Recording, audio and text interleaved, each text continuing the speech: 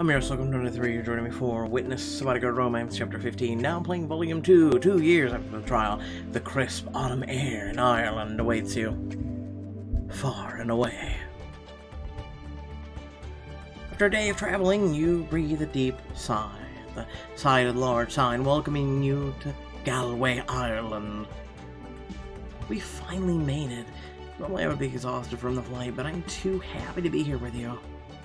Beside you, Cassian lifts your bag from your shoulder, slinging it on top of his own as he reads the top of the sign, written in Irish. Falidi go koi noi gilmi nami. Soon we'll be resting in the inn, celebrating our 2-year anniversary, and we won't remember anything else that came before. Is that a promise? I was counting on you, making me forget my own name. I'm sure we can manage that. Your stomach lets out a loud, unmistakable sound, but in the meantime, let's freshen up and get you some food before we pick up the motorbike. That sounds like heaven. I've been in these clothes way too long, and they are not designed for riding. You head to an area where you can change out of your old clothing and into something cleaner. See, it took all of, a minute?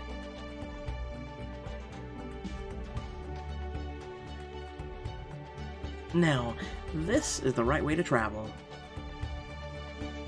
After freshening up, you head back out to find Cassian leaning against the wall, waiting for you in a snug leather jacket. Wow, I like you in leather. Not as much as I like you in that.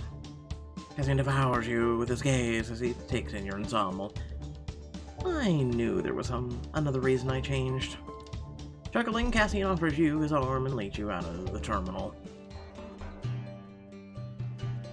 A few minutes later, you step out onto the streets of Galway, breathing in the salty air of the ocean breeze ruffles your hair.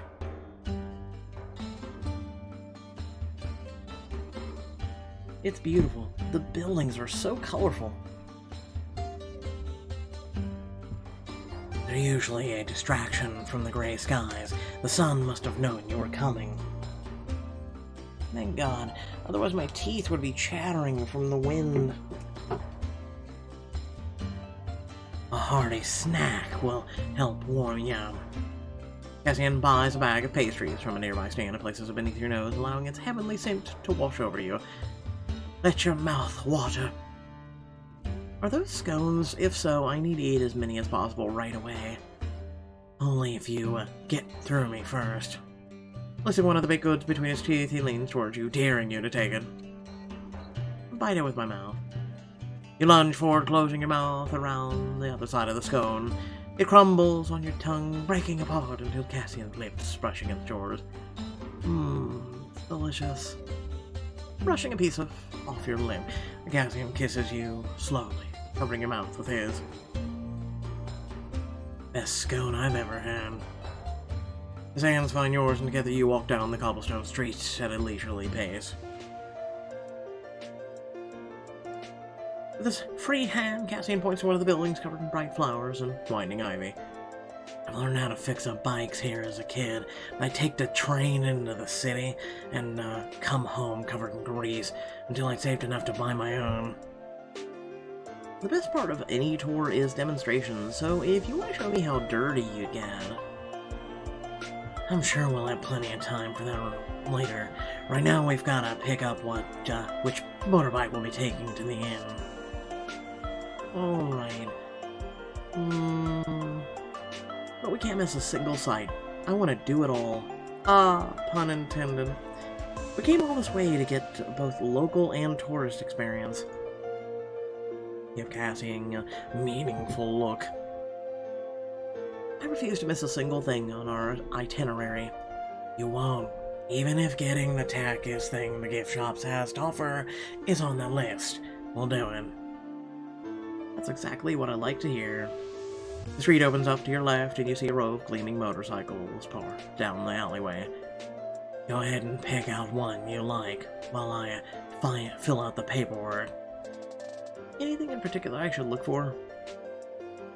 As long as you're pressed against me while I drive, I won't care much else. He heads inside, leaving you to inspect the other motorcycles more closely. Only 2 seem to have the available markers on them. What in the hell is that? Oh, cringe at the sidecar. Hey, listen. At least it's more comfortable in a way. No wonder that's one of the only ones left. Larger motorcycle beside it catches your eye with its long, sleek, seat for 2, and shiny new detailing. Would have gone for black, but okay. Touch its smooth surface. I'd like to see Cassian on this while wearing that leather jacket of his. Loving arms wrap around you from behind, and you feel Cassian's hot breath against the skin near your ear. Did you pick something good for riding? Can I just go ahead and ride you?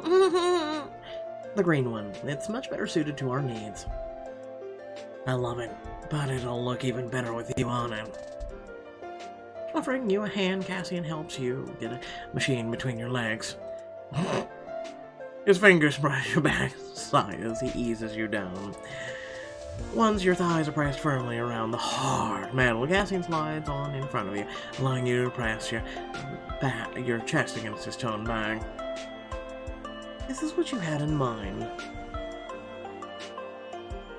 Oh, it's much better than I imagined. With a flex of his arms, Cassian revs the engine, allowing the metal to heat up quickly, rising from the bottom of your legs to your abdomen. He drives down the street, allowing you the steady massage of each cobblestone beneath you to stimulate your nerves, wrapping your arms even tighter around Cassian once he starts to increase the speed. We should get ourselves one of these. I can think of a few things I'd like to try if we owned one. Soon, you're out of the city, driving alone on the country roads, bouldering the rocky cliffs of the coast. Look, these symbols were left by aliens. Wow, it's breathtaking. Now I know what it's called, the Emerald Isle. I don't think I've ever seen so much green in my life. Moving to Boston was a bit of a shock for me after growing up here. I happen to like the color of the bricks. The country is sometimes a little too unpredictable for me. Things are definitely a little wilder out here than you're used to, but in other ways, it's a lot more peaceful. As you continue down the road, you find yourself admiring how sexy Cassian looks with his body leaning against or forward slightly on the motorcycle. His tight, fitting leather jacket hugs his body perfectly as the wind ruffles his silky hair, and his legs look strong, pressed against the sides of the bike. Somehow you're able to admire his legs while driving on a motorcycle behind him. Do you easily get distracted while driving? No, I've got excellent concentration. So if I do this, sliding your arm down from where it's wrapped around his abs, and you run your hand along the thick fabric protecting the zipper of his pants, you can still focus. That's just mean. For a little while, you press down firmly, building speed as you caress him through his clothing. What about now? The strain in his voice makes you bite your lip to contain your desire. Okay, stop.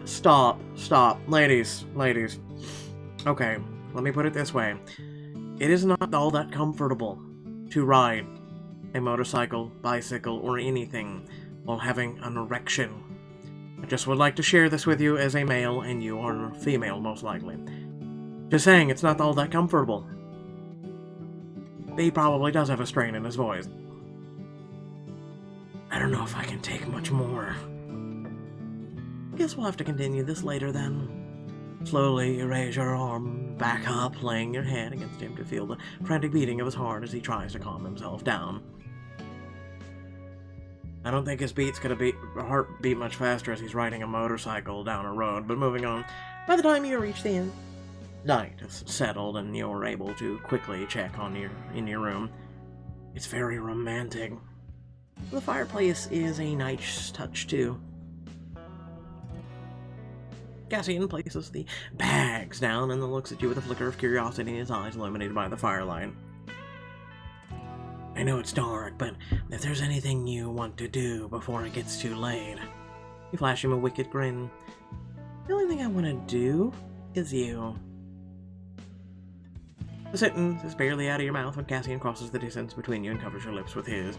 Your hands reach up to tug at his hair, moaning as he backs you up against the smooth surface of the wall beside the fireplace.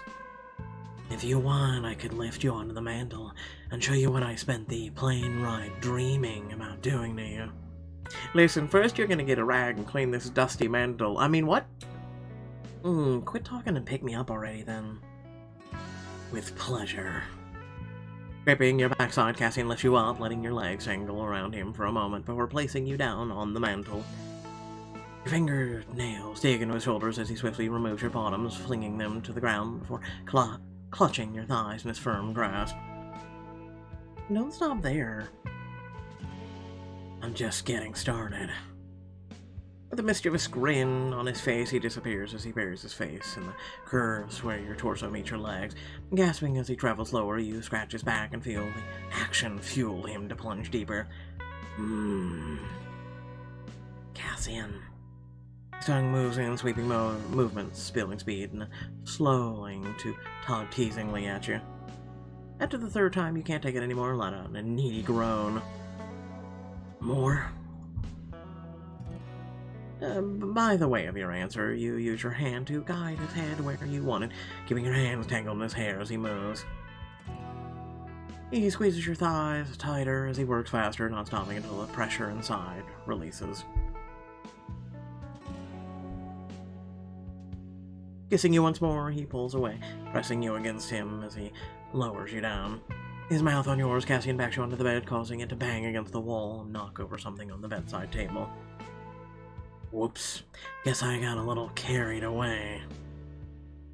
Let's see if you broke anything valuable.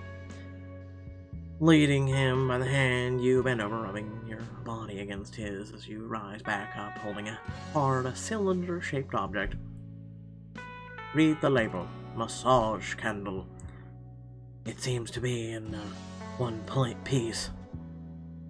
We could light it and play with hot wax. It does say it's a massage candle. Cassian grabs your waist to hold you against him, his voice teasing. Are you sure you could handle it? Use the hot wax on us, why not? Yes, I can handle a little heat. Good, because we're playing with fire. Literally. I better take off my clothes then. Very sensible of you. Cassian watches you remove your outfit, his eyes drinking in your body, before he slips off his own clothing.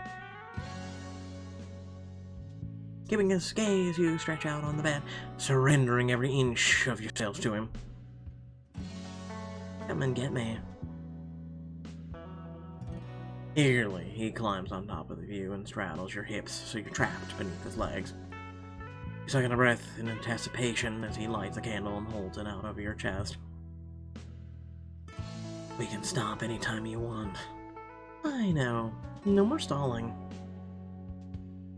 Grinning, he tilts the candle to the side, letting the hot wax drip slowly down towards your naked skin. The liquid hits your collarbone, its sticky warmth surprising you as it slowly pours down the curves of your shoulders. Oh. For you. Feels good. Do it again.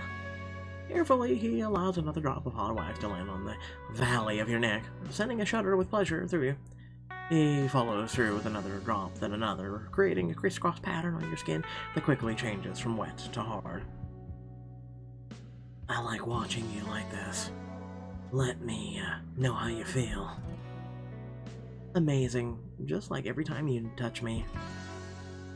With that, you tug him closer to you, pinning your body beneath his on the bed. Cassian hovers over you, his eyes burning with raw desire as he stares down at you. You look beautiful in the firelight. Only then? Funny. You know, I think you're gorgeous all the time. Prove it. There's only one thing that should do the trick. It involves the headboard. Okay. It involves the headboard. Okay, let's see where this goes. Rattle the headboard. Headboards were designed for banging. It's false. There's a device that stops them from banging against the wall. It's actually kind of nice. With a smoldering look, the remainders of your clothing are removed, leaving you completely bare before each other. How much clothing are you people wearing nowadays? Holy shit. Try not to scream too loud. These are shared walls. You know that's not a promise I can make. Reaching down, Cassian guides himself forward, and you raise your hips slightly to meet him. As your bodies connect, he threads your hands with his and raising them up to grip the headboard. Christ. His other hand snakes down to pull up your leg, moving you with him as he grips your ass. You bite down on his shoulder by fighting off a primal cry as the bed shifts beneath you. Arching your back as you're pressed further into the mattress, you rotate your hips faster and faster. Cassian's urgency increases, and you're filled with his need in ways that fulfill your own. Me. The bed rocks as you use your grip on the headboard to get him deeper than ever before. The strength of your bodies causes the bed to bang into the wall in time with your movements as pleasure rockets through. Yes. Both of you are shaking as the bed stills with your bodies, and total satisfaction settles over you like a hazy wave. Later that night, on your way back from the restroom, you notice a small basket perched on the dresser. What is this? Getting closer, you see several bars of handmade soap, wrapped chocolates, and a welcome note. Oh, they must have missed this before. You're about to turn away when a glint of gold catches your eye. Turning back to the basket, you find one more item wedged beneath one of the bars of soap. It's a compass! Oh, hey! Now if we touch it, we'll go to a magical pirate land. A compass, it looks exactly like the one from Nantucket. A memory comes back to you unbidden. Oh no, she's here, the little child! She's come to kill us all! She'll aim for our shins first. You're standing in the courthouse after the trial, and the movement of the corner of your eye catches your attention. There, at the end of the hallway, stands a little girl. I get you. Oh, you took my mommy and daddy away. Is that Aisling O'Connell, Killian and Maev's daughter? You force yourself to look away from the pure hatred of her face, but not before you notice the compass clenched in her small fist. The flashback loosens its hold on you, and you shake your head to clear it, shoving the compass back into the basket. It's just a coincidence. All these things look the same. Yeah, okay. I've never seen one compass looking the same, unless it's from Walmart. As you're snuggled back in the bed, Cassian wraps his arms around you again, but you can't stop the thoughts that keep swirling in your head as you drift off to sleep. But what if it's the same compass? It could be a message from the O'Connells. A way to say they're coming for me. Oh! Oh my god, I'm so shocked. Really, everyone, quickly brace yourselves. Oh man, chapter 16. Without further ado, thank you all for watching. Please remember to like, share, and subscribe. Head down the description below, links to social media, Discord, and a few links to support me and my content. Hey, speaking of which, someone has a birthday. No, it's not you, silly. Yours is probably still coming up or already passed. It's me. It's me. If you reach the end of the video, just wish me a happy birthday. If you would like, though, there are links down below where you can, donate to the channel. You can hit the join button, just be like, yo, I like your content. I want to give back. Happy birthday, man, and enjoy a coffee on me or something. It's appreciated. You don't have to, but it is appreciated, Us content creators, we, well, for people at my level, we work for pretty much free. So, moving on. Once again, thank you all for tuning in. Much love and appreciation. Hope you all enjoyed. Yes, my birthday was technically yesterday, though there was no video to indicate that to you. And also, it coincided with Trump's. So I've officially changed my birthday to today. Let's be real. Bye.